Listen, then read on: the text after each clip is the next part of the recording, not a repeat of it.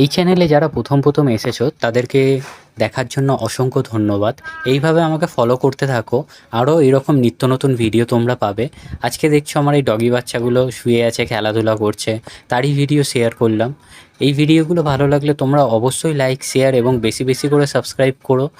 আর যদি কিছু চেঞ্জেস লাগে সেটাও বলবে, আমি সেই হিসাবে চেঞ্জেস করব।